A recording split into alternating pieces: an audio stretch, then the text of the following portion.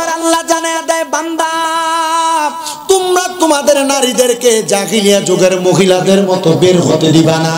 বলে হুজুর কেন? বলে জাহিলিয়া যুগে মহিলারা যখন বের হতো তারা এমন পোশাক আশাক পরে বের হতো তার লজ্জাস্থানগুলো দেখা যাওয়ার কারণে তারা ধর্ষিত হইতো। দেখেন সোনার বাংলাদেশের দিকে তাকায়া যে মেয়েরা বেহায়াপনা কইরা ছোট ছোট জামা কাপড় পরে টাইট ফিটিং জামা কাপড় পরে রাস্তায় বের হয় এরা একটি দিনের শিকার হয়, রাস্তার মধ্যে বাঁধে ছেলেদের আক্রোশের শিকার হয়। কথা কোন ঠিক কিনা? আমি বলবো রে আমার কাজীর এলাকার পর্দার অন্তরালের আমার আম্মু জিরা গো, তোমরা যারা আমার বয়ান শ্রবণ করতেছ আল্লাহ তাআলার কোরআন রাসূলের পাকের হাদিস মোতাবেক, আল্লাহ তাআলার কোরআন রাসূলের পাকের হাদিস মোতাবেক একটা মহিলাকে অনেক সম্মান দিয়েছে, ইজ্জত দিয়েছে। যদি তুমি তা পালন না করতে পারো তোমার ইজ্জত তুমি হারাইবা। বাংলাদেশে ইফতিজিংয়ের শিকার হচ্ছে অনেক মেয়েরা। গত কয়েক 5 দিনের একটা অবজারভেশন দেখলাম মাত্র 85 জন 5 দিনের ভিতরে ধর্ষণের শিকার হয়েছে। ও মুসলমান, তোমার বোন তোমার মা যদি নিরাপদ না থাকে, যদি ধর্ষণের শিকার হয়, তাহলে সোনার বাংলাদেশে মহিলারা কেমনে চলাচল করবে? এটার জন্য আমি ধর্ষকদেরকে দোষ দেই না, এটার জন্য আমি 1 নম্বর দোষ দেই আমরা নিজেদেরকে। বলে হুজুর কেন কেন কেন দর্শকদেরকে কেন দোষ দেন না? আরে বাবা, তোমার স্ত্রী তোমার মাইয়া তোমার বোন তোর মায়ের ব্যাপারটা ভাবে বের হয়, তাদের শরীরের অঙ্গভঙ্গি তাদের শরীরের গোপনীয় স্থানগুলো পুরুষ মানুষ দেখে বিদায়। এবার তাদের ভিতরে একটা এমন আক্রোশ তৈরি হয়, তার প্রতি বাজে নেশা তৈরি হয়। ওই বাজে নেশা দিয়া তার প্রতি খারাপ নজর পড়ার কারণে তার প্রতি একটা লোভনীয় ভাব দিয়ে তাকে ইফতিজিং করা শুরু করে। এরপর রাস্তার মধ্যে গোপনীয় জায়গায় নিয়ে তার ধর্ষণ করে। এবার আপনারা বলে এমন পর্দার বিধান লঙ্ঘন করে যে মহিলারা চলাফেরা করে এরা যে ধর্ষণের শিকার হয়, দর্শকদেরকে দোষ দেওয়ার আগে মহিলাদেরকেও দোষ দেওয়ার দরকার আছে না নাই? আপনার কষ্ট হইতেছে কোনো? আপনারা আর যদি গেটে এসে কেউ দাঁড়ায় কাউকে বসতে বলবেন না। দেখেন বসতে বলছেন, গেটের লোকগুলা চলে গেছে।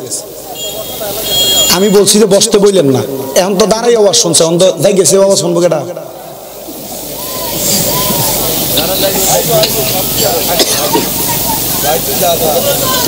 কেউ বসতে বললেন না, ঠিক আছে? আপনি নিজে বইয়ে দেবেন, মাহফিল কমিটি কেন ব্যবসাবে বোঝা যায়। তাহলে মা বোনেরা পর্দা করার দরকার আছে না নাই? এ মুসলমান, কেন তুমি তোমার মাকে তোমার বোনকে পর্দা করাইবা? আমি একটা ছোট্ট কথা বললে আপনি বুঝতে পারবেন। একটা মেয়ে যদি বেপর্দা থাকে, ওই মেয়েটা একা দুজকে যাবে না। ওই মেয়েটা দুজকে যাওয়ার সময় কমসে কম 4 জন ব্যক্তিকে নিয়ে দুজকে যাবে। 4 জন। কয়জন? আপনারা একটু হিসাব মিলাইবেন। আপনি নিজে দুজকে যাবেন কিনা হিসাবটা মিলাবেন। একটা মেয়ে যদি পর্দা না করে, একটা মহিলা যদি পর্দা না করে, ওই বেপর্দা থাকার কারণে যখন কোনো বাবা তার কন্যা সন্তানকে জন্ম দেয়, আমরা সবাই জানি একটা কন্যা সন্তান যার ঘরে আছে সে একটা জান্নাতের মালিক হয়, ঠিক কিনা? 2টা কন্যা যার ঘরে আছে সে 2টা কন্যা সন্তানের কারণে 2টা জান্নাতের মালিক হয়। যার ঘরে 3টা কন্যা সন্তান আছে সে নবীজির সাথে একই জান্নাতে থাকে। কিন্তু বাবা, আপনি মাইয়া জন্ম দিলেন, কথা সত্য, আপনার মাইয়াটা গায়ে হলুদের অনুষ্ঠানে যে তিরিং বিরিং করে নাচে। আপনি মাইয়া জন্ম দিলেন, কথা সত্য, আপনার মাইয়াটা ওই যে কি বিরিজ জানি হেনে না গেলে প্রত্যেক বৃহস্পতিবারে শুক্রবারে ভালো লাগে না। আব্বা, আপনি মাইয়া জন্ম দিয়েছেন, কথা সত্য, আপনার মাইয়াটা ঘুমটা ছাড়া রাস্তা দিয়ে হাঁটে, শাড়ি কাপড় পরে মাথা দেখায় দেখায় হাঁটে, বোরকা পরে টাইট ফিটিং বোরকা, জামা পরে ছোট্ট ছোট্ট। এই মাইয়ার কারণে জান্নাত তো পাবেন না। ও মাইয়া যখন মারা যাবে, মাইয়ারে প্রশ্ন করবে তুমি কেন এমন অবস্থা, তুমি কেন দোজখবাসী? বলে বেপর্দার কারণে। বলে কারণ কি? তোমার আব্বা কি তোমার পর্দা করাই নাই? মাইয়া বলবে না, আমার আব্বা আমার পর্দা করাই নাই। তখন মাইয়ার বাবার ডাক দিয়া মাইয়া এবং বা দুইজনকে দুজকের আগুনে দেওয়া হবে। ও মুরব্বী, নামাজে পড়েন আপনি, আপনার নামাজের কারণেও তো আপনি দুজকে চলে যাবেন। কারণ আপনি নামাজ পড়েন, আপনার জিটা বেফরদা চলাফেরা করে, এটার কারণে আপনারা তো জাহান্নামের মধ্যে পড়া রাখবো আপনার মাইয়ার সাথে। এবার আপনারা বলেন, বাপে বাবার জন্য জিয়ের পর্দা করানোর দরকার আছে না? না। আপনাদের যাদের যাদের বোন আছে,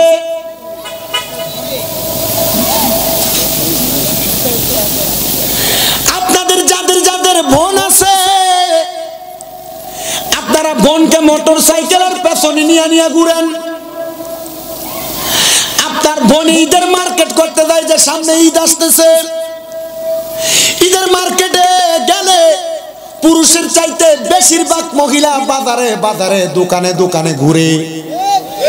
আপনি তাকে দেখেন, এগুলো আপনার বোন, আপনার বউ, আপনার মা, আপনার জিয়ে চলে। এ সারা স্ত্রীর কাদির কাপড়ের মহিলারা ঈদের সময় যারা ব্যাপারটা ভাবে ঘুরবা, বহু মহিলার খবর এমনও পাওয়া যায়, ঈদের মার্কেট করতে দেয়া হ্যাঁ দেয়া গেছে গা, রোজাটাও রাখতে পারে না, ভানি খেয়ে ভেঙে গেলা।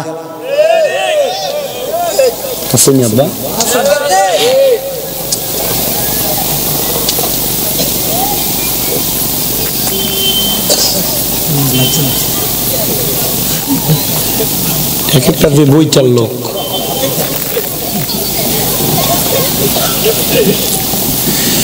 তাহলে আপনারা মনে রাখবেন, আপনারা যারা কোন বোনের ভাই আছেন, আপনারা আপনাদের বোনকে পর্দা করাইবেন। কারণ একটা বোন যদি পর্দা না করে, তাহলে ভাই তার জন্য জবাবদিহিতা করা লাগবে। আপনার আন্ডারে যতদিন আপনার বোন চলাফেরা করবে, এবার বলেন ভাইয়ে জাহান্নামের আগুন থেকে বাঁচার জন্য তার বোনকে পর্দা করানো দরকার আছে না? না।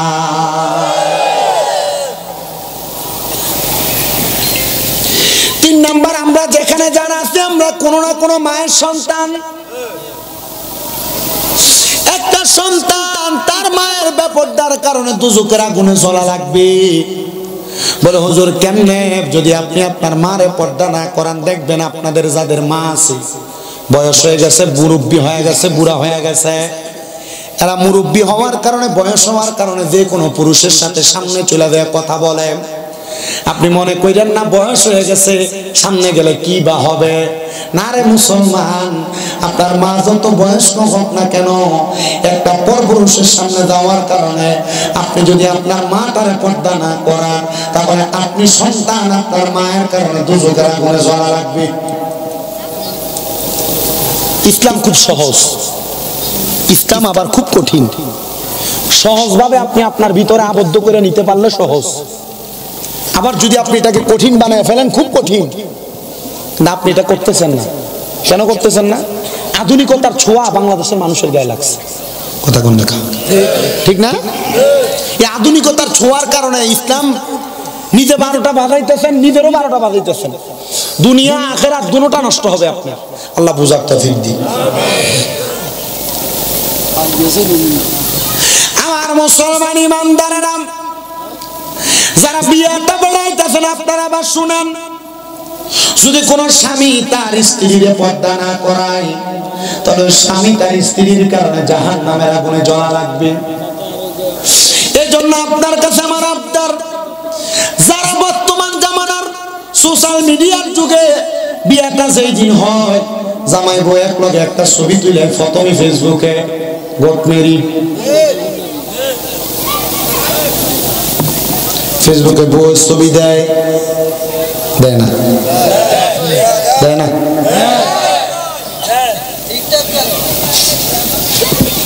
বাড়তি কথা কই না, আমি যেটা জিজ্ঞাসা এটা উত্তর দিই। তোরও তো টিকটক আইডি আছে।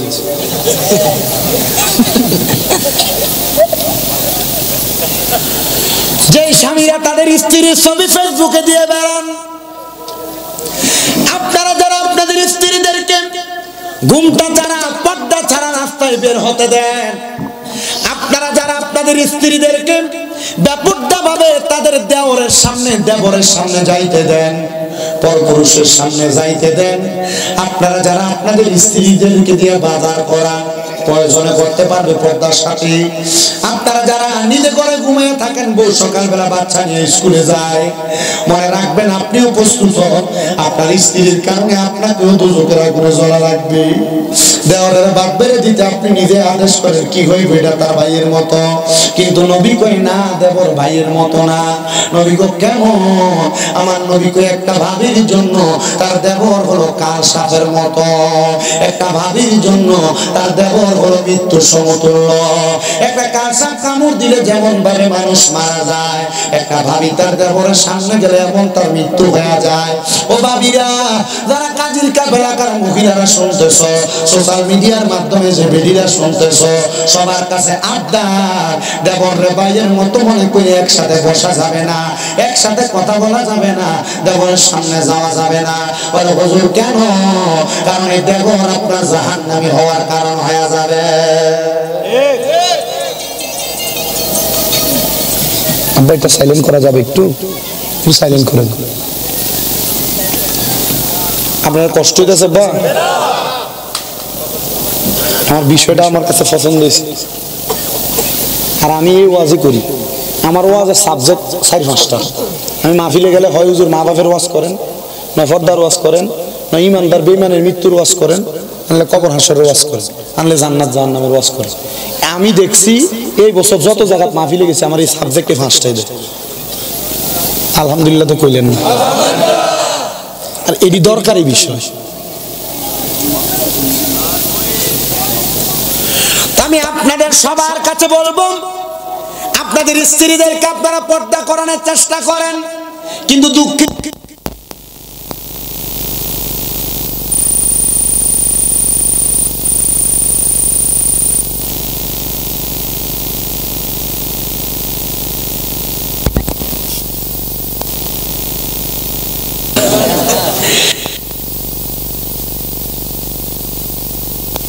ঢাকনা দিয়ে থাকা রাখবে। আপনার বউ আপনার কথা শুনবে না। বলো হুজুর কেন শুনবে না? কারণ আপনি নিজে নামাজ পড়েন না, আপনি নিজে রোজা রাখেন না, আপনি ইসলামের শরীয়তের বিধানগুলো মেনে চলেন না, আপনার বউ আপনার মানে না। সবার কাছে আমার আবদার রে মুসলমান ইমানদার, এই বেপরদার কারণে আল্লাহ দুনিয়া তো আযাব দেয়, আখিরাতে আযাব দেয়। আপনাদের যাদের মেয়ে, যাদের স্ত্রী, যাদের মা, যাদের বোন বেপরদা চলে, মনে রাখবেন কোন বাবা যদি মেয়ের বেপরদা বানায় কবরে যায়, ওই বেপরদা মেয়ের কারণে বাবার কবরে আযাব হবে। কোন ভাই যদি তার বোনকে বেপরদা বানায় কবরে যায়, ওই ভাই বোনের কারণে ভাই কবরে আযাবে জ্বলবে। কোন সন্তান যদি মায়ের বেপরদা রেখে দিয়ে কবরে যায়, ওই মায়ের কারণে ওই সন্তান দুজকের আগুনে জ্বলবে। কোন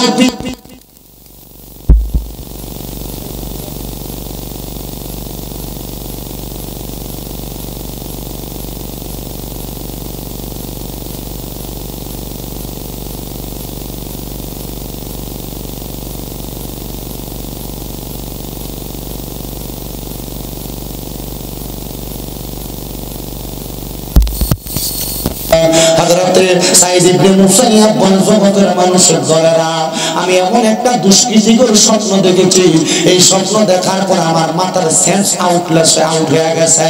বলে কেন? কেন? বলে বেপরদার কারণে আল্লাহ একটা মানুষে আযাব দিতে পারে। আমি নিজে ইশরাকের নামাজের আগ মুহূর্তে এটা দেখে ফেলছি।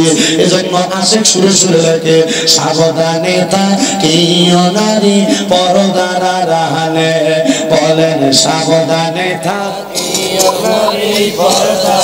ওরে হাদিসে হারামে লেখে অন্য দেখিলে, আইরে হাদিসে হারামে লেখে অন্য দেখিলে, সাবধানে থাকিও নারী পরদার, লে কন্যা সাবধানে থাকিও নারী পরদার। আরে আজকালকার নারী গণে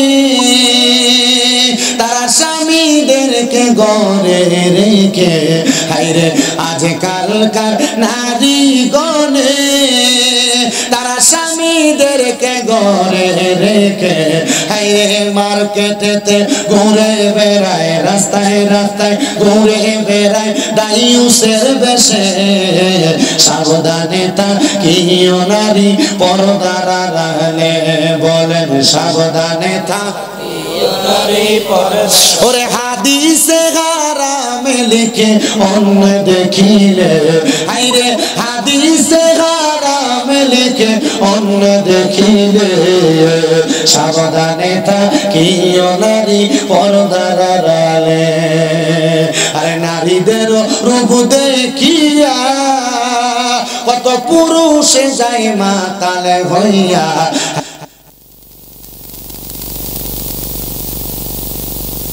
কত পুরুষে যাই মাতালে হইয়া তারা জানে না সে কারণে যাবে দোজখের মাঝে সাবধানে থাকিও নারী পর্দার আড়ালে বলে সাবধানে থাকিও নারী পর্দার আড়ালে হযরতে সাঈদ ইবনে মুসাইয়াব বলেন আমি রওনা করলাম আমার বলখ এলাকার মসজিদের মধ্যে আমি ফজরের নামাজ আদায় করব। সাঈদ ইবনে মুসাইয়াব বলেন আমি ফজরের নামাজ আদায় করে প্রত্যেকদিন সূর্য ওঠার আগ পর্যন্ত নামাজের মুসল্লা থেকে উঠতাম না। বলে কেন? আমার নবীজি ফজরের নামাজ পড়ে সূর্য ওঠার আগ পর্যন্ত নবীজি নামাজের মুসল্লাতে জিকির আজকার করতেন। নবীজি ততক্ষণ নামাজ মুসল্লাতে করতেন না যতক্ষণ সূর্য ওঠার সাথে সাথে আমার নবীজি 2 রাকাত ইশরাকের নামাজ না পড়তেন। নবীজি ইশরাকের নামাজটা কেন পড়তেন? আমরা ফজরের নামাজও পড়ি না, আবার ফজরের নামাজ কোন রকম পড়লে মুরগি যেমন ঠুকর দিয়া দিয়া আদার খায় কোন রকম সেজদাগুলা দিয়ে আমরা তাড়াতাড়ি বাড়িতে চলে যাই, কিন্তু আমার নবীজি ফজরের নামাজ আদায় করে নামাজের মুসল্লা থেকে উঠতেন না। নবী আমার সূর্য ওঠার আগ পর্যন্ত নামাজের মুসল্লাতে বসে থাকতেন। সুবহানাল্লাহ। আমার নবী ইশরাকের নামাজ পড়তেন। হযরত সাঈদ ইবনে মুসাইয়াব বলেন আমি ইশরাকের নামাজের জন্য অপেক্ষা করলাম, কিন্তু আমার এই দিন চোখের মধ্যে একটু ঘুম ঘুম ভাব। এই ঘুম ঘুম ভাব যখন আমার চোখের মধ্যে আমি একটু হতাশাগ্রস্ত হয়ে গেলাম। আগের দিন রাত্রে আমি একটু কাজ করেছি, পড়ালেখা করার কারণে রাত্রে জায়গা জায়গা ইবাদতের কারণে ফজরের একটু ঘুম লাগা গেছে। আমি এমন ঘুম লাগার কারণে আমি সাঈদ ইবনে মুসাইয়াব আমার নামাজের মুসল্লাটাতে একটা সেজদা দিছি। সেজদারত অবস্থায় আমি সাঈদ ইবনে মুসাইয়াব চোখগুলা বন্ধ হয়ে আসছে, আমার ঘুম লাগা গেছে। এমন টাইমে আমি হঠাৎ করে একটা দুঃস্বপ্ন দেখলাম। আমি দেখলাম আমার চোখের সামনে একজন পাঞ্জাবিওয়ালা মাথার মধ্যে টুপিওয়ালা ব্যক্তি হাজির হয়ে গেছে। আমি তাকে দেখলাম ওনার নাভি থেকে পায়ের তালু পর্যন্ত আগুন ধাউ ধাউ করে জ্বলতেছে, আর নাভি থেকে মাথার তালু পর্যন্ত সুন্দর ভালো অবস্থা। আমি ওনারে জিজ্ঞাসা করলাম, এ বাবা আপনার নাভি থেকে তালু পর্যন্ত কেন আগুন জ্বলে আর উপরের অংশ কেন ভালো আছে?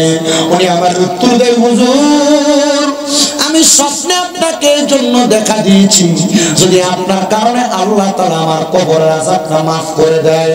বলে কারণ কি? কারণ কি? বলে কারণ হইল আমার 2টা কন্যা, একটা কন্যা ভালো আর একটা কন্যা খারাপ। বলে হুজুর কেমনে কারণটা বলেন?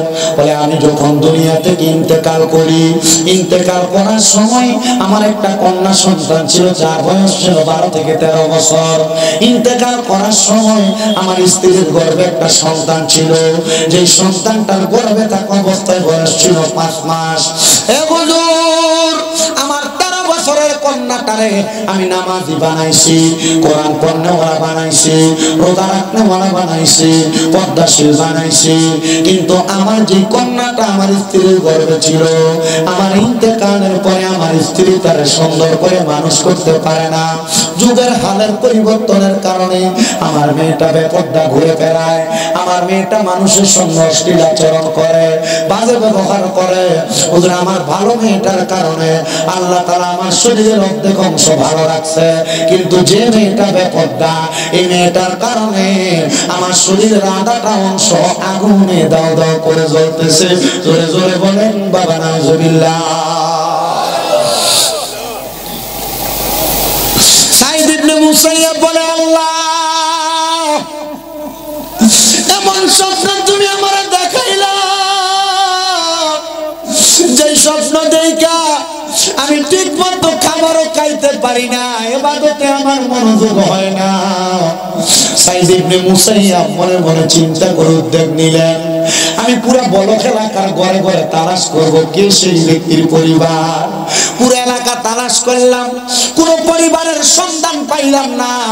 হঠাৎ করে একটা ঘরের দরজার সামনে গেলাম, যে দেখলাম ঘরের দরজাটা ভিতর থেকে মাইরা দেওয়া। আমি সালাম দিলাম, আসসালামু আলাইকুম ওয়া রাহমাতুল্লাহ। আমার সালামের কোনো জবাব দেয় না।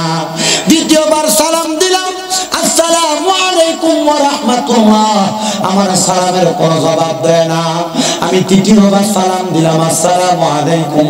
আমার সালামের কোনো জবাব না দিয়া আমি দেখলাম দরজাটা খুইলা একটা মেয়ে বের হইয়া তার হাতের মধ্য থেকে অনেকগুলো ময়লা পানি আমার গায়ে মেলা মারছে, আমার গায়ে ফিটকা দিছে, আমার গাটা ময়লা হয়ে গেছে।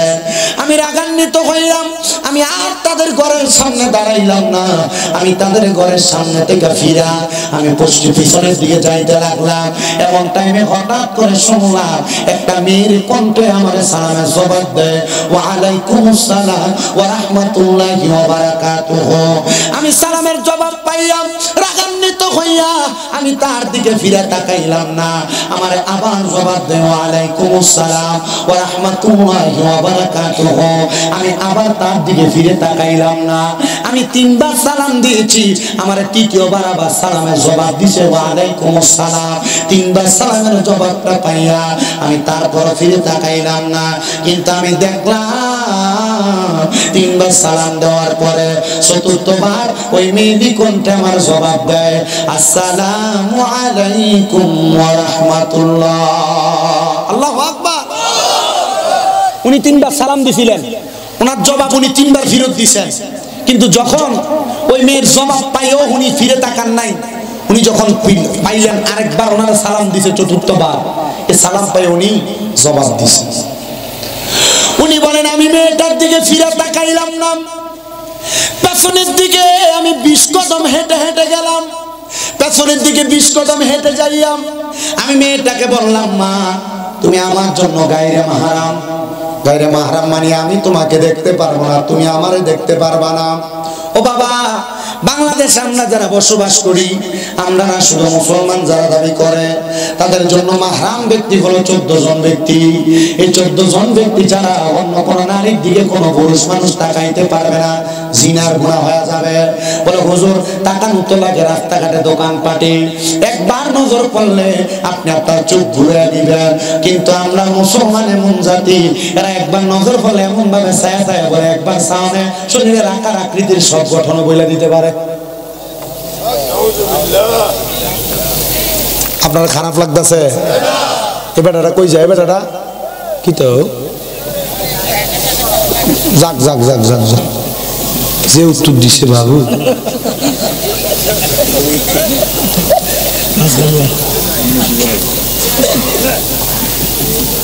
আমরা কষ্ট কেন মাগো, 1 ঘন্টা হয়ে গেছে মাইক ধরছি।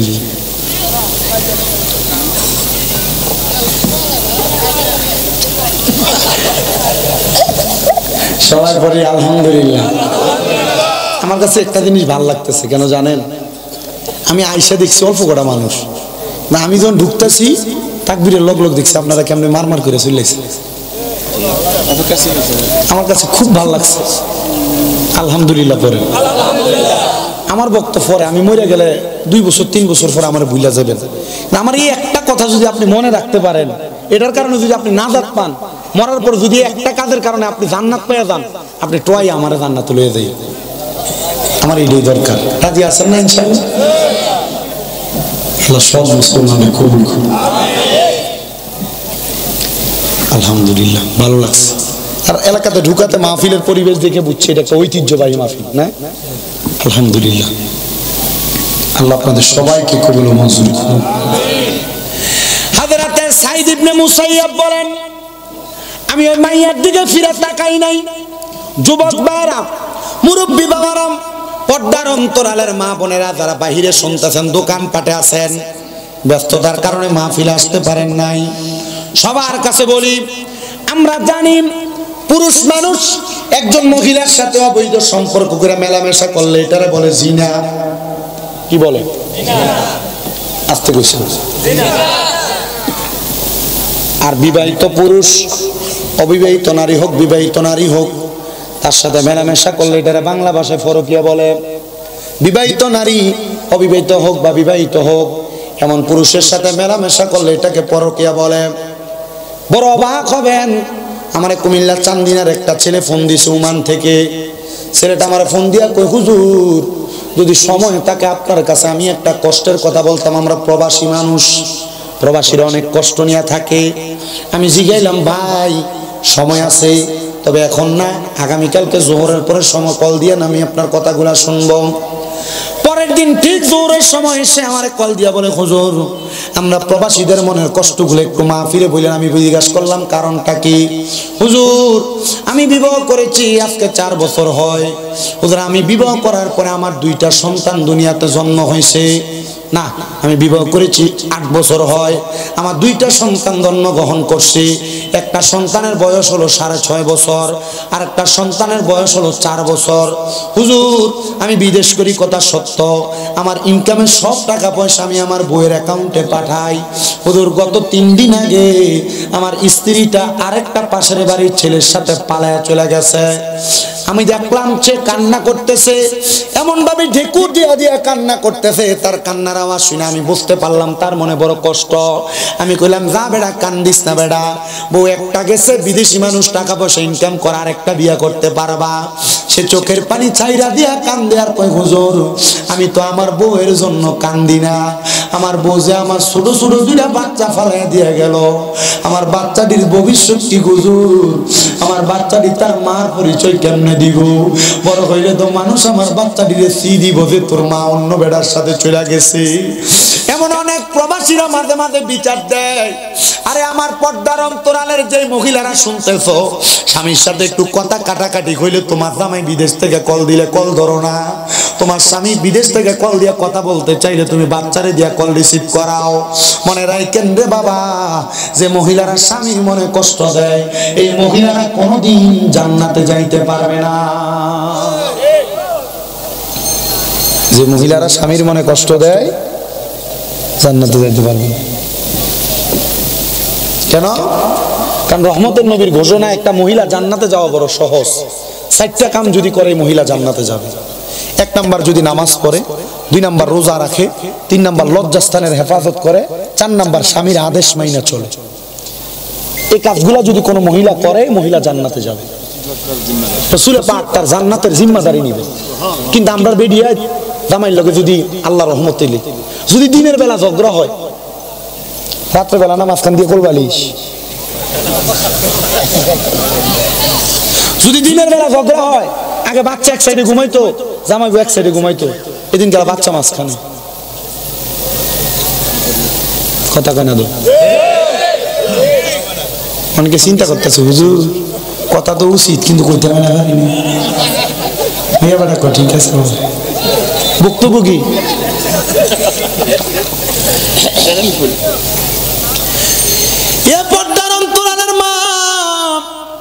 তোমরা যারা স্বামীর আদেশ অমান্য করো, স্বামীর কথা শোনো না, বহু মহিলারা স্বামীর কথা আরো বাধ্য হইয়া জামাই ঘুমে থাকতে পুরা ঠাকুর বাজার সারাস্তি বাজার ঘুরে চলাই, জামাইয়ের খবরও থাকে না। কিন্তু আল্লাহর নবী বলেন, একটা মহিলা তার স্বামীর আদেশ ছাড়া বাবার বাড়িতেও যাইতে পারবে না। এখনকার ভিডিও কেটে মানে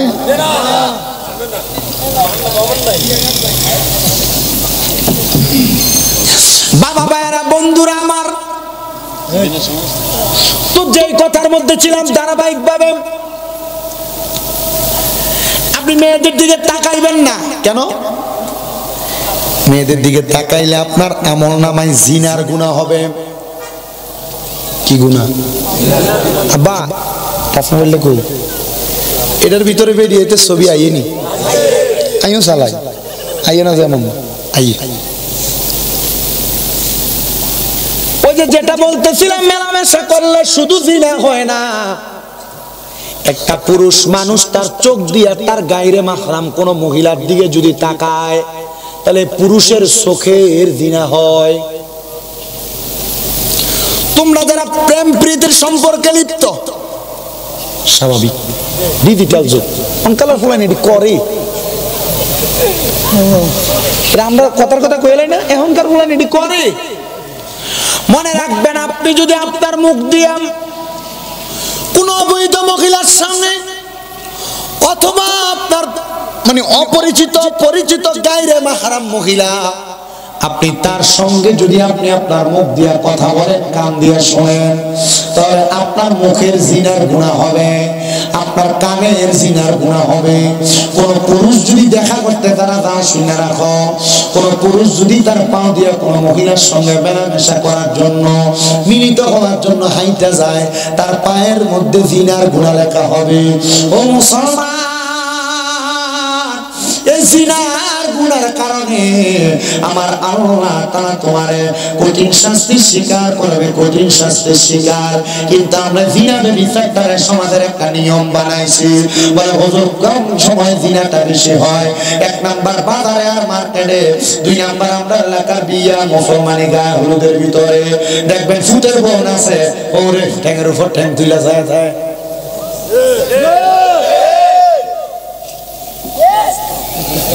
আমরা বাস্তব দোল তবলা হলে বিয়ে হয়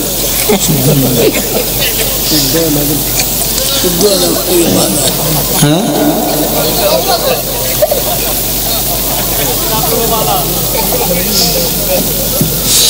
ভাই বসা বোনের জামাই বসা এলাকার পর পুরুষ সব বসা মাইয়া কত সুন্দর জামা কাপড় লাগে কাপড় পরে আইসা নাচতাছে তো তুমি গুনার ব্যবস্থা করে দিলা দেখবেন এই ডিজে পার্টির কনসার্ট করে গান বাজনা করে আমার এই এলাকার ইমাম সাহেব বিয়ার ভিতরে যে দোয়া করে আল্লাহ এই বিয়ার মাধ্যমে যে সন্তান হবে তার একটা নেক সন্তান বানাইয়া দিও গান বাজনার মতো হারাম কাম করে বিয়া করাইলো এটার ভিতরে নেক সন্তান হবে আল্লাহর কসম এই জিফুতে বড় ভাইয়া মা বাপরে কোনোদিন বাদ দিত না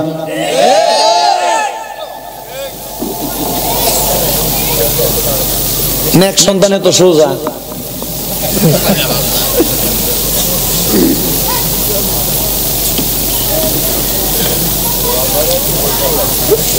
কি লাই তাই যে করি না কি আচ্ছা যাইয়ে না আমি আমার জীবনে আমি যে মসজিদ জুমা পরে একটা বিয়ে হরাইছি কারণ যে সময় জুমা পড়াইতে গেছি প্রথম জুমাত গেছি চাকরি ওকে চাকরি নাই কইছি বাবারে চাকরি করতে পারতাম না আমি চাকরি করলে তোমরা বেতন দিতে পারতাম আমার এদিকে বেতন কত আমি কইছি কোনো বেতন টেতন নাই কারণ বেতন হইলে আমরা গোলামি হবো এরপরে কইছি হুজুর ঠিক আছে দেয় আলহামদুলিল্লাহ আমি কইছি তবে আমারে কিছু শর্ত মানতে হবে কি শর্ত কোন সময় এই হুজুর বেরিয়েছে কা এই হুজুর এটা হয় না কা এটি কম যেত না সময় বেশি হয়ে গেছে আর মসজিদের মতো আনলি যে বেড়া সরি সভাপতি যে বেড়া এবার আরো কইছে হুজুর এক জুমা আইছেন না দুই জুমা আইছেন না তিন জুমা আইছেন না পাঁচ জুমা আইছেন না হুজুর 6 জুমা শোনা লাগবে কিন্তু 5 জুমা অনুপস্থিত থাকবেন যে কোন একজন হারাই দিয়ে পরে আর নাইলে চলবে এমন তো মসজিদ কমিটি আর আছে আমি কইছি যতদিন সম্মান দিবেন ততদিন আপনার কাছে আসি আমার সম্মান শেষ আসসালামু আলাইকুম আমার চাকরি মেয়াদ শেষ আপনারা তো দেখছেন ইউটিউবে অনেকে মসজিদ একটা থেকে বাড়িয়েছে মসজিদ কমিটির ইজ্জত ফানিবার কারণ এটার আরেকটা কারণ আছে আমরা সমাধান করা মসজিদ কমিটির সভাপতি ওই সুদখোর মসজিদ কমিটির সেক্রেটারি ওই ঘুষখোর এলাকার সর্দার মাথা বড় সুদখোর আর ঘুষখোর এডি ইমাম মুয়াজ্জিনের দাম দিয়ে কথা কবে এটা আমি মানি না এটি জীবন কারণ এ খায় সুদ খায় ঘুষ এ বড় হক খায় ফ্যাটের ভিতরে এত বড় এর হয়েছে এর ভিতরে থাকবে তো বত আচরণ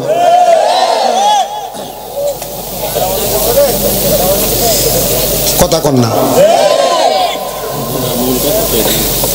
হ্যাঁ আমার এই রমজান নাইতেছে সামনে আরেকটা কথা ভাঙ্গে দিয়ে যাই বহু এলাকার ভিতরে এই জাতের কমিটিরাই দেখবেন তারা বিশ্বান্দার নাম দিয়ে টেহা তুলে ইমামরা আর মুয়াজ্জিনদের কিছু কিছু দিয়ে বাইরে মসজিদের লেগে রেখে দেয় সঠিক নেই আসেনি আসেনি তোমার বেড়া এত কষ্ট করে তারাবি বড়াইলো টিয়া ভাইবো বেড়া আপনি মসজিদে রাখছেন কোন কলে তাই মসজিদের কাম আছে কেন তাই মাঝে মাঝে চিন্তা করি এই মসজিদ কমিটির আল্লাহ তাআলা জালেম হিসেবে ইচ্ছা মতো ফিরবো ইচ্ছা মতো সোশ্যাল মিডিয়ার মাধ্যমে যাই মসজিদ কমিটিরা যদি হোনেন সাবধান তরবি সান্দার টিয়ার নাম দিয়া হুজুরের টিয়া মাইরা খাইয়েন না আরে আপনারা কইছি যারা খায় তারা গায়ে হবে আছে আসেনি কথা কোন আসেনি ভাই মসজিদ উঠেছে 29,000 কিছু করে ভাগ করে দিয়েছে খুশি তো ভাই কেমন মসজিদের লাগে এটা সব কয়ে দিতে দেন বই বইয়া মসজিদের কারেন্টের বিল দেয় এটিও দিয়ে উমা এটা যে নামাজ পড়াছে আসেনি হুজুরের 3 মাসের বেতন বাই এ বাই দিয়ে কাটে এটিও দিয়ে আমি মাঝে মাঝে অবাক হই আল্লাহ এই কমিটিটির কি বিচারটা হইব এ সুদকুর ঘুষকুর হারাম খুট্টিরে দে এলাকার সর্দারের মাথা পর বানান তখন দেখেন উচিত বিচারের 1000 টাকা খাইয়ে ঘুরে দেয়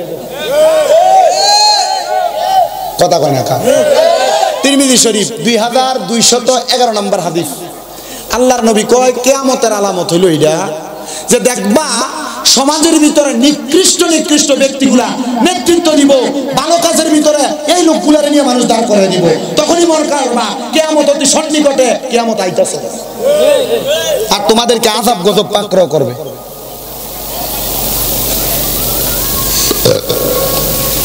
রে এই তুমি জানতে ইশারা দাও কিত্তে ইশারা দিস ইশারা দিস না রে কিত্তে আই আগে হেনে বই থাক তুই এলো থাক আল্লাহ আপনারা কবুল করেন জোরে পড়েন আমিন আর মুহাব্বতে পড়েন আমিন তো কথা কোনটাতে ছিলাম এরই তো কইয়ে লইছি জিনার বিষয়ে ছিলাম জিনা না ওই হুজুররা দোয়া করে এই দোয়া হ্যান জায়গাতে আছে তাইলে এই গান বাজনার মাধ্যমে আপনি যে জিনা ব্যবস্থার ব্যবস্থা করে দিতেছেন আপনি যেটা আঞ্জাম দিতেছেন মনে রাখেন এরা যে গুনাহগার হইবে এটি কইরা আপনার ব্যবস্থা করে দেওয়ার কারণে সেম গুনাহগার হইবে কথা কয় না বাড়ির মুরব্বিরে যদি দিকে কিও কাকা মসজিদের লগের বাড়িটার ভিতরে গান বাজতে সামনে কিছু কইলেন না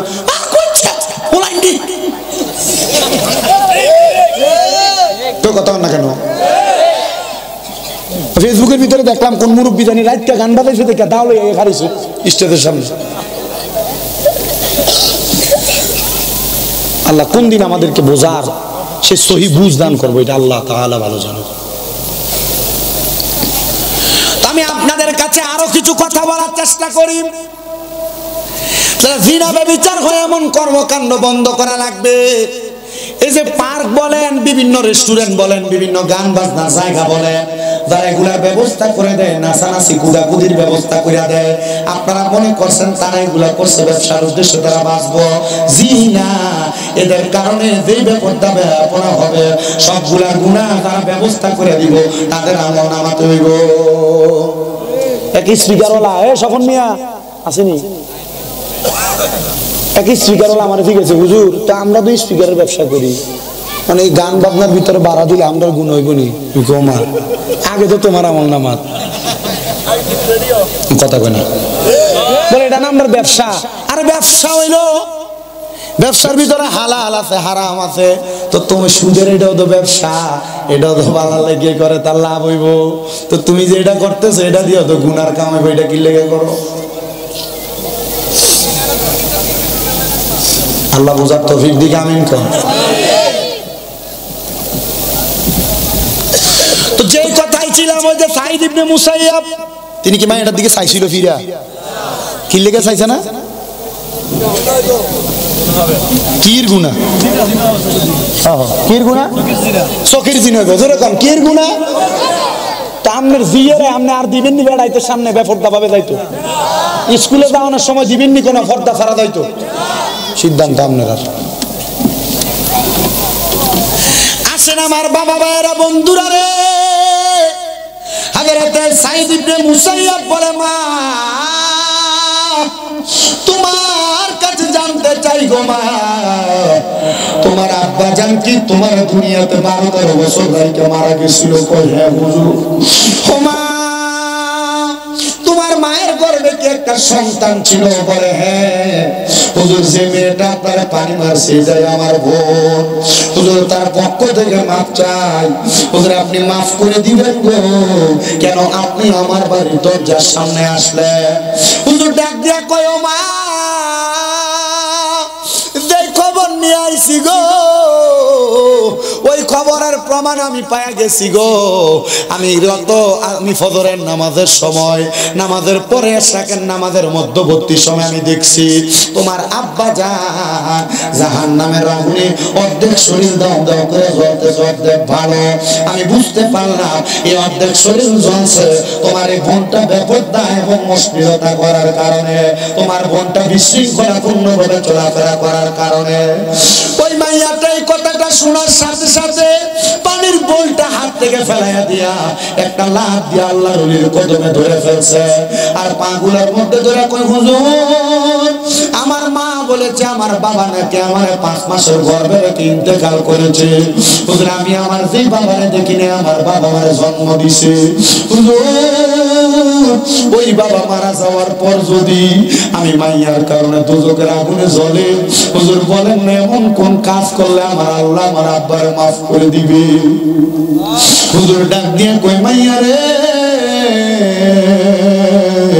তুমি বেপরদা চলা বন্ধ করো বেহায়াপনা করা বন্ধ করো অশ্লীলতা করা বিশৃঙ্খলা করা বন্ধ করো বলে কেন কেন বলে যদি বন্ধ করো তাহলে আমি অনুমান করতেছি আল্লাহ তোমার আব্বারে মাফ করে দিবে ও মাইয়া বলে আমি আর পর থেকে একটানা 7 দিন পর্যন্ত আর পর্দা করা বন্ধ করি না আমি পর্দা করেছি 5 ওয়াক্ত নামাজ পড়েছি আমি কোনো পরপুরুষের সামনে যাই নাই আমি 7 দিন একটানা আল্লাহর কাছে কান্নাকাটি করেছি আর বলেছি আল্লাহ আপনার কাছে আমার ফরিয়াদ আপনি যে দুনিয়ার জমিনের মধ্যে আমার আব্বা জনকে নিয়ে গেছেন আমার তিন বানায়া ওই আব্বা আমি মাইয়ার কারণে দোজখের আগুনে জ্বলে আল্লাহ আমি তওবা করি আর গুনার কাম করতাম না ও ফুলারা ও বেটারা তোমাদের যাদের মা বাবা কবরে চিন্তা করে দেখো তোমার গুনার কারণে আল্লাহ তাআলা কবরে আযাব দেয় ও কাজীর কাপের পর্দার অন্তরালের মহিলারা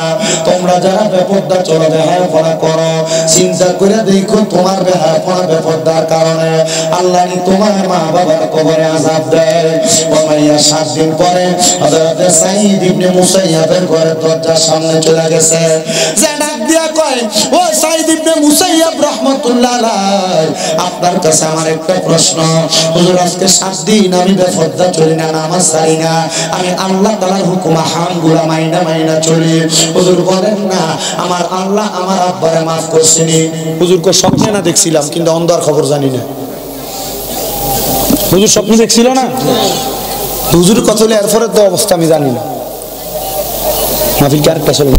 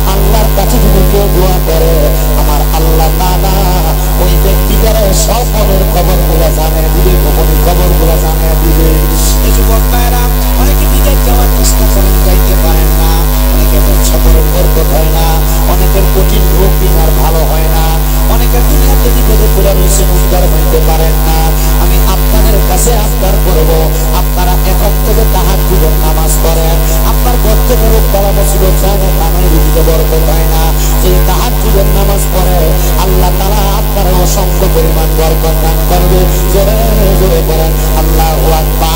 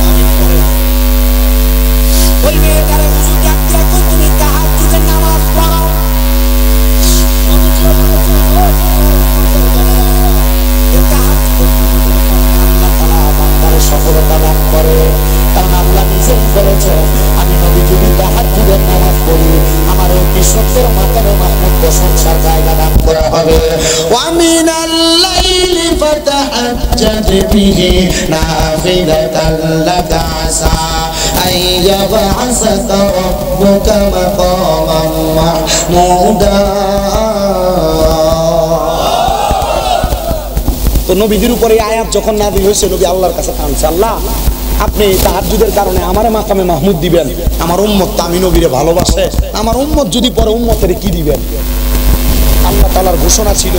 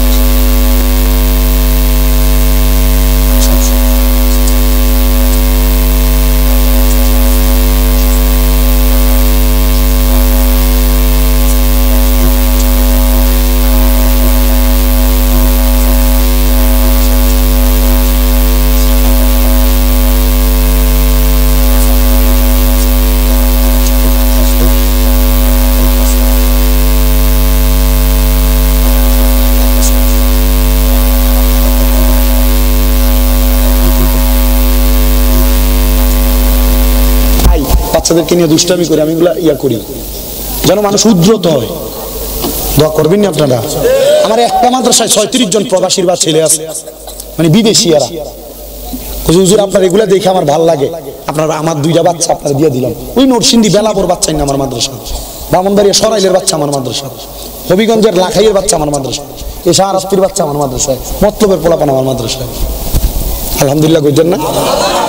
আপনারা শুধু দোয়া করবেন, আমার জীবনে এই খেদমতটা আমি চালু রাখতে চাই, দোয়া করবেন ইনশাআল্লাহ।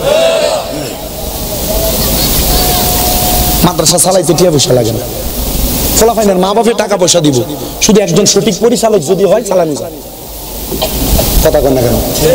আমরা তো মাদ্রাসা করতেছি না। আল্লাহ করার তৌফিক দান করুন, আমিন কোন। আস্তে আমিন কো সারা জোরে কোন আমিন।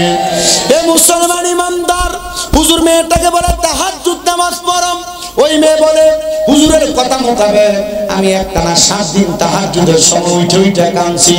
আগের 7 পরের 7 কত? 14 দিন কান্নাকাটি করেছি। আল্লাহ আমার আব্বা জান কবরে কেমন আছে আমি জানি না, ও আল্লাহ আমার আব্বা জান রে তুমি মাফ করে দাও, আমার আব্বা জান রে তুমি ক্ষমা করে দাও। হায়রে আমার বাবা, ও শাহরাস্তি এলাকার কাজের কাপের আমার বাবারা, এবার মাইয়াটা যখন কান্নাকাটি করে মাইয়া ডাক দিয়া কই দুনিয়ার মানুষ, আমি দেখলাম আমার অন্ধকার ঘরটা একটা নূরের আলোতে ফক ফক ফক ফক করতেছে। হঠাৎ কোন আলো যদি দেখে চোখ খোলা যায় না, আমি এমন অবস্থা দেখে চোখ খুলতে পারতেছি না। আমি এই অবস্থাটা দেখে জিজ্ঞাসা করলাম, কে গো আপনি আমার ঘরের মধ্যে? আমি তাকে দেখলাম সাদা রঙের পোশাক পরা একজন মানুষ নুরানি সুরত নিয়ে আমার ঘরের সামনে দাঁড়ানো। আমি ওনারে প্রশ্ন করলাম, কে আপনি? উনি আমার জবাব দেয়, ও মা, যেই বাবার কবরের আযাব মাফ করাইবার লাগা কান্দ, আমি হইলাম তোমার জন্মদাতা বাবা। ভালোবাসি তোমায় বাবা, বুকটা যে যাইছি রে, তোমার কথা হৃদয় মাঝে পড়ছে বারে বারে। বাবা তুমি কেমন আছো ছোট মাটির ঘরে, তোমার কথা হৃদয় মাঝে পড়ছে বারে বারে। বাবা গো, ও বাবা, বাবা গো, ও বাবা, বাবা গো, ও বাবা, বাবা গো, ও বাবা। দরজাটা খুলতে খেয়ে যাই ধোকা, বাবা বুঝি বলছে এলে নাকি খোকা। বুকের ভিতরটা লড়ে চড়ে ওঠে, সবাই আছে শুধু বাবা নেই, শুধু মানে। আমি জানি না এই কাজীর কাপের মাহফিলে কে জানি বসছে তার আব্বা নাই, কে জানি বসছে তার মা নাই। ওই মাইয়া ডাক দিয়ে কয়, আব্বা আমার চোখের পানির কারণে আল্লাহ বুঝি আপনারে মাফ করে দিছে। এ বাবা হারা এতিমেরা রে, ও বাবা হারা এতিমেরা, সামনে রমজান মাস আসতেছে। অনেক সন্তানেরা চিন্তা করে, হুজুর আমার মা কত রং বেরঙের কত সুন্দর ইফতার বানাইছে, কিন্তু আমার মা অন্ধকার কবরে, বাবা অন্ধকার কবরে। এই যুগে আইসা কত রকমের ইফতার আমরা চোখে দেখি, ইফতার নিয়ে বইসা থাকবো, কিন্তু আমার মার তো আমি দেখতাম না। আরে কারে ইফতার করবো হুজুর? আগে সাহারির সময় ভোর রাইতে উঠলে আমার মা আমরারে ডাক দিয়া দিয়া উঠাইতো, সময় শেষ হয়ে যায় কয়া কয়া ডাইকা তুলতো। এখন মাদি কবরে কেউ তোমার ডাইকা তোলে না। ও সন্তান, ঈদুল ফিতরের সামনে আসবে, সবার জন্য নতুন জামা কাপড় কিনবা, কিন্তু তুমি তো তোমার মাটা লেগে একটু জামা কাপড় কিনতে পারতা না, কিনবা কার লাগা? মা দো অন্ধকার কবরে। ও সন্তান, তোমার আব্বাটার লাগা কিছু কিনতে পারতা না, কিনবা কেমনে? তোমার আব্বাটা তো অন্ধকার কবরে। সন্তান বুইলা গেছো রে, তোমার মা বাবার কষ্টের কথা। আব্বা জান দামি কোনো জামা কাপড় পরে নাই, সন্তান রে আদর যত্ন করে পরাইছে। মার কাপড় ছিঁড়া থাকতো, মা সুই সুতা দিয়া সিলাইয়া সিলাইয়া পড়তো, কিন্তু কাপড় রাস্তাতে 10-20 টাকা বাইন্দা রাখলে এটা সন্তান রে দিয়া দিত। সকালের পান্তা ভাত গুলা মা খাইছে না, তুমি ফুতের জন্য রাইকা দিছে। আমার ফুতরা রইদি দিয়া বাড়িতে আসলে আমার ফুতরা খাইব। হায়রে কে জানি এমন মারে মাটি দিয়ে আজকের মাহফিলে বসছে। সন্তান রে জাননি রে সন্তান, ওই মা দুঃখিনী, তুমি সন্তান বড় কষ্ট করে মানুষ করছে। এখন তোমার ঘরে কত মেহমান খানা খায়, কিন্তু তুমি তোমার মার এক লোকমা খানা খাওয়াইতে পারো না। পারো না কেমনে? তোমার মা অন্ধকার কবরে। হায়রে আব্বা জানে ঈদের দিনে পুরান জামা কাপড় পরে ঈদের নামাজ পড়তে গেছে। সন্তান যদি জিজ্ঞাসা করছে, বাবা আপনি কি নতুন কোন জামা কাপড় পরতেন না? আব্বা কইতো, এখন কি আর আমার ঈদের বয়স আসেনি? তুমি ফুতের নতুন জামা কাপড় বাপে কিনা দিছে। আব্বার যে টাকা নাই, অভাবের কথা তোমার শোনাইছে না? ওই আব্বা জান অন্ধকার কবরে, তোমার কাছে টাকার অভাব নাই, কিন্তু তোমার বাপের বড় অভাব। আব্বা জানবে 500 টাকা দিয়ে কিনে একটা লুঙ্গি পরাইতে পারো না। কিন্তু বড় দুঃখের বিষয় রে, অনেক সন্তানের মা বাবা বাচ্চা আছে, কথা সত্য, বাইরে বাইরে ঝগড়া কইরা মা বাপরে আলাদা কইরা দিয়া রাখছে। মা বউয়ের সাথে ঝগড়া হওয়ার কারণে মা বাপরে জুদা করে দিয়া রাখছে। অনেক সন্তান হয়তো আছে, বউ শুধু আপনার কথার কথাই কইছে, তোমরা 2-3 ভাই, তুমি কি লাগা তোমার মা বাপরে একাই সব বেলা ভাত খাওয়াও, ভাগ করতে পারো না, আর 2-3 ভাই তো বাকি আছে। এই কথা শুই না বহু মা বাবা আলাদা আলাদা ভাত খায়। এক সপ্তাহে করে খায়, আর এক সপ্তাহে করে, আর এক সপ্তাহে করে, সকালে করে খায়, দুপুরে ওই করে খায়, রাত্রে ওই করে খায়। সন্তান রে, কেউ যদি এমন মা বাপরে জুদা করে দিয়া থাকো, তোমার মতো শ্রোতার আমার দরকার নাই। কারণ এই ওয়াজ মাহফিল না, ওয়াজ মাহফিল না। যদি চাঁদপুরের সবচাইতে বড় আলেম আইনা তোমরা মাহফিল করো, এই মাহফিল কোনোদিন কবুল হবে না। হুজুর কেন? কারণ ওই মা বাপরে ভাত না দিয়া তুমি ওয়াজ মাহফিলে বক্তার ওয়াজ শুনবা, কাম হবে না। মা বাপরে ভাত না দিয়া মক্কা মদিনা যায় হজ করবা, কাম হবে না। মা বাপরে ভাত না দিয়া আল্লাহর কাছে সেজদা দিয়া কানবা, লাভ হবে না। আমি জানি বহু জায়গার ভিতরে গেলে আমার কাছে মুরব্বীরা হাতরার ভিতরে চাপ দিয়া দুইরা কই, হুজুর ওয়াজটা কইরা আমার ভূতে আমারে ধমক দেয়, আমার ভূতে আমারে ভাত খাওয়ায় না। হুজুর আমরা জুদা করে দিছে, হুজুর আমরা বুড়া বুড়ি আলাদা আলাদা রান্দা খাওয়া লাগে। এ সন্তান মনে রাই করে, তুমি ফুতের জন্য যদি মা বাবার এক ফোঁটা চোখের পানিও ঝরে, তুমি ফুতে কিন্তু আল্লাহর কাছে জবাব দিতে পারবা না। বহু সন্তানেরা মা বাপরে শ্বশুর শাশুড়ির চাইতে বেশি দাম দেয় না। শ্বশুর শাশুড়িরে আব্বা আম্মা কইয়া ডাকে, মা বাপরে বুড়ি কইয়া ডাক দেয়, বুড়া কইয়া ডাক দেয়। সন্তান কেউ যদি এমন কাম কইরা থাকো, দাও তোমার পাউডি আমার সামনে দাও, আমি আমার জিহ্বা দিয়া তোমার পাউডি পরিষ্কার কইরা দিমু। শুধু ওয়াদা করবা, হুজুর আমি এখান থেকে বাড়ি যাই আমার মার পায়ে ধরে মাফ চামু, আমার বাবার পায়ে ধরে মাফ চামু। কারণ মা বাপ যদি তোমারে মাফ না করে, স্বয়ং আল্লাহ তোমারে মাফ করবে না। নবীজি তো বলতেছে, সাখাতুর রব্বি ফি সাখাতিল ওয়ালিদাইন, আম্মা আব্বার অসন্তুষ্টিতে আমার আল্লাহ অসন্তুষ্ট হয়ে যায়। তুই ফুতে মা বাপরে বাদ দিতি না, খাওয়াইতি না, মা বাপরে বুড়া বুড়ি কইয়া ডাকবি, জুদা কইরা দিবি, আর আমার আল্লাহ তোর প্রতি রাজি খুশি হবে? জি না, রাজি খুশি হবে না। আমার আল্লাহ বেজার হইয়া যাবে রে, আমার আল্লাহ বেজার হইয়া যাবে। সন্তান রে করো জোরে আবদার করি, ওই মা বাবার পায়ে ধরে মাপ চাইবা। আজকে এখান থেকে যাইয়া মা বাবার পাউডি ধরবা, যতক্ষণ পর্যন্ত তোমার মা বাবা মুখ দিয়া বলছে তোমারে মাফ করে দিছি, ততক্ষণ পর্যন্ত মা বাবার পাও ছাইরো না। হুজুর কেন কেন কেন? কারণ মা বাবা যতক্ষণ না মাফ না করবে তুমি সন্তান মাফ পাবে না। ও সন্তান,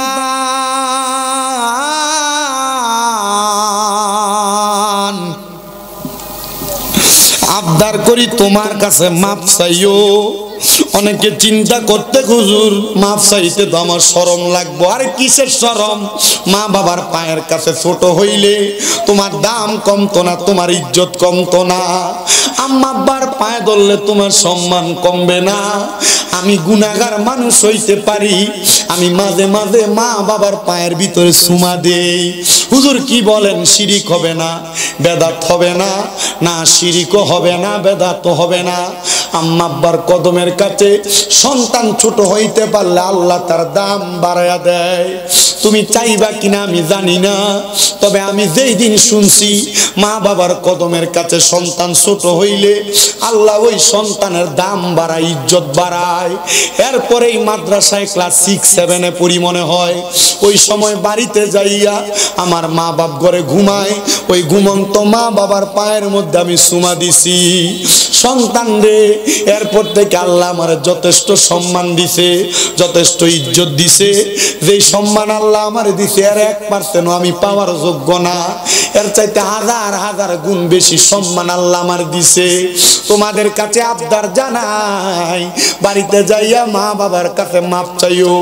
অনেকে চিন্তা করে হুজুর আমি মাপ চাইতাম কেমনে, হুজুর মাপ চাইতাম কেমনে, আমার তো আব্বা দুনিয়াতে নাই। হুজুর যাদের বাড়িতে আব্বা আছে তারা বাড়িতে যাই আব্বার পায়ে ধরে মাপ চাইবো। আমার তো আব্বা নাই, আমি কার পায়ে ধরে মাপ চাইবো? অনেকে চিন্তা করে হুজুর যাদের বাড়িতে মা আছে তারা বাড়িতে যাইয়া মার পায়ে ধরে মাপ চাইবো। আমার তো মা নাই, আমি কার পায়ে ধরে মাপ চাইবো? সন্তান, আম্মা আব্বা যদি কবরে থাকে মুনাজাতের মধ্যে, অথবা পারলে এখন রব্বির হামহুমা কামা রব্বায়ানি সগীরা ওয়া কুর রব্বির হামহুমা কামা রব্বায়ানি সগীরা। কোন সন্তানের মা মারা যাওয়ার পরে, বাবা মারা যাওয়ার পর ওই সন্তান যদি এই দোয়াটা পইরা চোখের মনি কোঠার মধ্যে একটা মাছির মাথা পরিমাণ পানি চাইরা দিয়া কান্দে, আমার আল্লাহ তাআলা তার মা বাবার জীবনের গুনাহ মাফ করে দেয়। ও সন্তান, তোমার বুঝি আব্বা অন্ধকার কবরে, এখান থেকে বাড়িতে যাইয়া সবার মুখ দেখবা কিন্তু বাপের মুখটা দেখতা না। তোমার বুঝি মা অন্ধকার কবরে, এখান থেকে বাড়িতে যাইয়া সবার মুখ দেখবা কিন্তু মার মুখটা দেখতা না। এমন অনেক সন্তান আছে মা বাপরে মাটি দিয়া আসছে, এখন কবরস্থানের সামনে নিলে মা বাপের কবর চিনেও দিতে পারতো না। মা বাপের কবরের কথা বুইলা গেছে, কোন দিক দিয়া মা বাপের কবর এটাও বলতে পারে না। সন্তান তোমার কাছে আবদার জানাই, মা বাপ মইরা গেছে মনে করো না তোমার দায়িত্ব শেষ হয়ে গেছে। নবী আমার কয় মা বাপ মারা যাওয়ার পরে একটা সন্তানের উপরে 5-5টা দায়িত্ব। নবী কি দায়িত্ব? বলে 1 নাম্বার আসসালাতু আলাইহিমা, তার জন্য দোয়া করা। 2 নাম্বার ওয়াল ইস্তিগফারু লাহুমা, তার জন্য ক্ষমা প্রার্থনা করা। 3 নাম্বার ওয়া ইনফাযু আহাদিহিমা, আম্মা আব্বার কোনো ওয়াদা থাকলে, ঋণ থাকলে পরিশোধ করে দেওয়া। 4 নাম্বার ওয়াসিলাতির রাহমিল্লাতি লা তুসালু ইল্লা বিহিমা, আম্মা আব্বার আত্মীয় স্বজনের সাথে সম্পর্ক বজায় রাখা। 5 নাম্বার ওয়া ইকরামু সাদিকিহিমা, আম্মা আব্বার বয়সী মুরব্বিদেরকে সম্মান করা, ইজ্জত করা। কিন্তু সন্তান মা বাবার জন্য কি দোয়া করে আমি জানি না। মনে রাখবা, মা বাবার জন্য দোয়া করলে মা বাবার রুহ শান্তি পায়, আত্মা শান্তি পায়। হুজুর আমি দোয়া করবো কেমনে? আমি দোয়া পারি না। মসজিদের হুজুরটারে লইয়া যায় কি কবর জিয়ারত করতে পারো না? এলাকার একটা আলেম লইয়া যায় কি কোরআন খতম পড়াইতে পারো না? মনটা কি চায় না মা বাপের লেগে দোয়া করতে? আগে তো কত সুন্দর মা বাপের কথা স্মরণ করে রমজানে কোরআন খতম পড়াইতো, দোয়া দুরুদ করতো, কিন্তু এখন আর এগুলা রুসুম না, এগুলা বন্ধ হয়ে গেছে। বহুত মৌলবীরা বেদাত ফতুয়া দিয়া দিয়ে কোরআন খতম বন্ধ করছে, খতমে তালিল বন্ধ করছে, খতমে শেফা বন্ধ করছে, এগুলা বন্ধ করে দিয়া দিয়া এলাকার মধ্য থেকে মানুষকে কোরআন সুন্নাহ থেকে দূরে নিছে। না রে বাবা, আগে কত সুন্দর সবিনা খতম পড়তো হাফেজ সাহেবরা মসজিদের ভিতরে, কত সুন্দর বাড়িতে মাইক লাগে কোরআন শরীফ পড়তো। এখন এগুলা থেকে মানুষ দূরে চলে গেছে, করতে চায় না। আরে করো করো করো, গুনাহ হবে না, সওয়াব বেশি বেশি হবে, কিন্তু তুমি তো এগুলা করো না। বলে হুজুর মা বাপ মরে গেছে, দোয়া করে আর কি করাম, তারা লাভ হইব কি? এরা যা করছে এর কর্মফল কবরে ভোগ করব, আমি দোয়া করলে কি আল্লাহ মাফ করবো নি? এর সন্তানের দলেরা মনে রাখবা, একটা মৃত ব্যক্তির জন্য দোয়া করলে কত খুশি হয় তারা জানোনি? হুজুর কত খুশি হয়, একটা সমুদ্রে ডুইবা যাইতাছে ব্যক্তি, তারা হঠাৎ করে একটা নৌকা যায় উদ্ধার করলে সমুদ্রে ডুবন্ত ব্যক্তি যত খুশি হয়, একটা মৃত ব্যক্তির জন্য দোয়া করলে তার আত্মাটা তার চাইতে আরো বেশি খুশি হয়।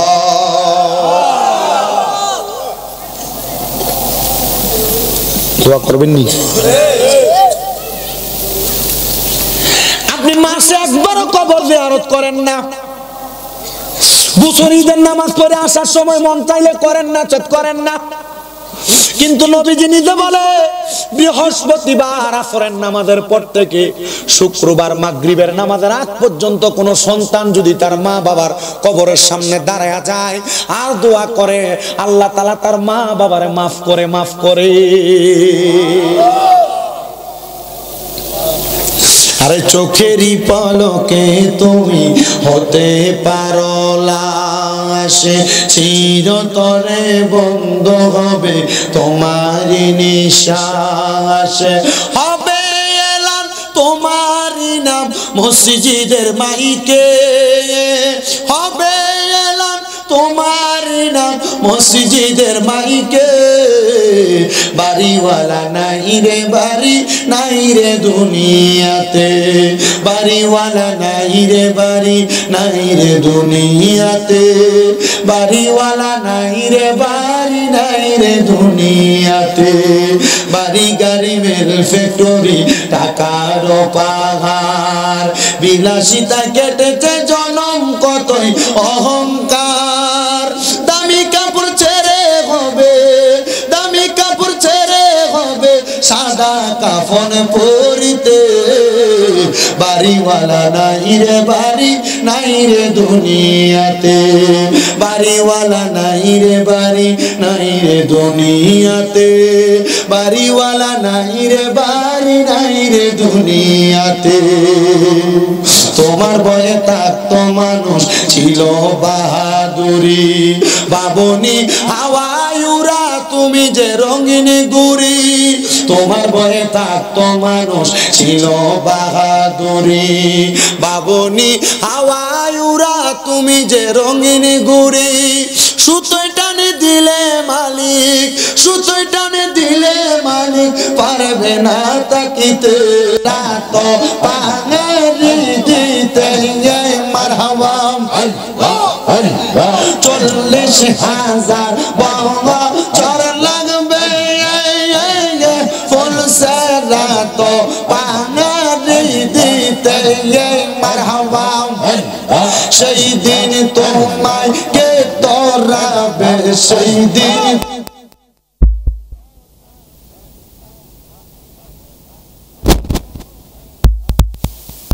রাতে পার হবি তুই ফুলসে রাতের আল্লাহ আল্লাহ আল্লাহ রাসূলুল্লাহ, আমরার চোখের বনি মক্কি মাদানী, রাসূলুল্লাহ আমরার চোখের বনি মারহাবা আল্লাহ আল্লাহ, রাসূল পাইলে আল্লাহ পাবি, সেই কথা কোরআনে পাবি, আল্লাহ নবীর এই কথা শুনে মারহাবা, রাসূলের পথ আল্লাহর পথ, এই পথ তোমার নাজাতের পথ, তাই তো সবাই সেই পথটাকে ধরি মক্কি মাদানি রাসূলুল্লাহ আমরার চোখের বলি মারহাবা আল্লাহ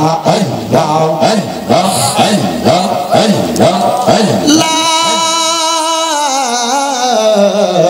ইলাহা ইল্লাল্লাহ মুহাম্মাদুর রাসূলুল্লাহ সাল্লাল্লাহু আলাইহি ওয়াসাল্লাম আল্লাহুম্মা আমিন আল্লাহুম্মা আমিন আলহামদুলিল্লাহি রাব্বিল আলামিন আসসালাতু ওয়াসসালামু আলা রাসূলিল কারীম রব্বানা যালামনা আনফুসানা ওয়া ইল্লাম তাগফির লানা ওয়া তারহামনা লানাকুনান্না মিনাল খাসিরিন या इलाही रहम फरमा मुस्तफा की वास्ते खोल दे दरवाजाए रहमत गदा की वास्ते रहमतुल लिल आलमीन खत्मे रसूल जाने जगह अहमद व हामिद मोहम्मद मुस्तफा की वास्ते मबूदो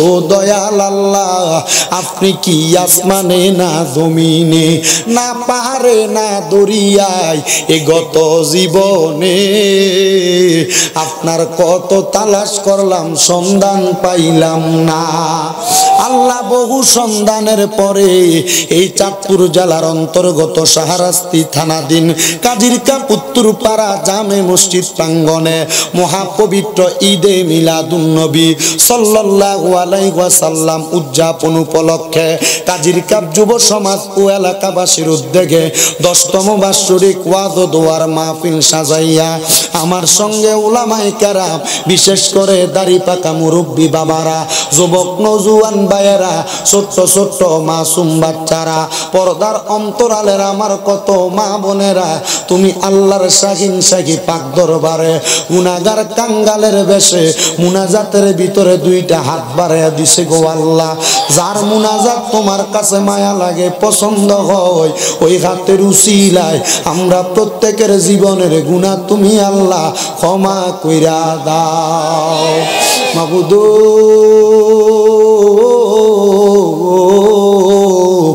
আল্লাহ দুনিয়াতে এক দরজার মধ্যে ফকিররে যদি মানুষ ফিরিয়া দেয় ভিক্ষুকরে যদি মানুষ ফিরিয়া দেয় ভিক্ষুক যায়া আরেক দরজার মধ্যে হাত বাড়াই গো আল্লাহ আল্লাহ তোমার রহমতের দরজা থেকে যদি আমরা বান্দাদেরকে ফিরিয়া দাও বলো না গো আমরা বান্দারা আমাদের তো আর কোনো খোদা নাই আমরা কার কাছে যায়া হাত বাড়ামু দয়াল রে আল্লাহ ফরিয়াদ তোমার দরবারে আমরা গুনাহগার আমরা বদকার আমরা সিয়াকার আমরার গুনার দিকে তাকাইলে আমরার কাছে বড় ভয় ভয় লাগে রে আল্লাহ না জানি কোন দিন আজরাইলের কঠিন থাবার শিকার হইয়া যায় মাবুদ ডাকলে নি দূরায় রে মন গফলে নি প্রাণ ঠান্ডা হয় এ না দেখিলে দুই নয়নে নয়নে রে আল্লাহ করো আল্লাহ জাগালয় তোমার মনে দয়াল রে আজকের মুনাজাতে কে জানি হাত বাড়াইছে কার জানি জগতের মধ্যে বাবা নাই হায়রে বাবা সালাইয়া মাটি কাইটা মাথার গাম পায়ে ফালাইয়া কাজ কইরা সন্তানরে মানুষের মতো মানুষ করার জন্য আব্বা নিজের রক্তরে পানি বানাইছে এমন আব্বা দাদের অন্ধকার কবরে রে আল্লাহ আব্বার কবর জান্নাতের বাগান বানাইয়া দাও মনি গো কে জানি হাত বাড়াইছে কার জানি জগতের মধ্যে মা নাই হায়রে মা যেই মারে মা কইয়া ডাকলে কলিজার আগুন ঠান্ডা হইয়া যায় যেই মায়ের দিকে নাক নজরে তাকাইলে কবুল হজরের সওয়াব হইয়া যায় আল্লাহ কে জানি এমন মা দুঃখিনীর অন্ধকার কবরে শোয়াইয়া দিছে আল্লাহ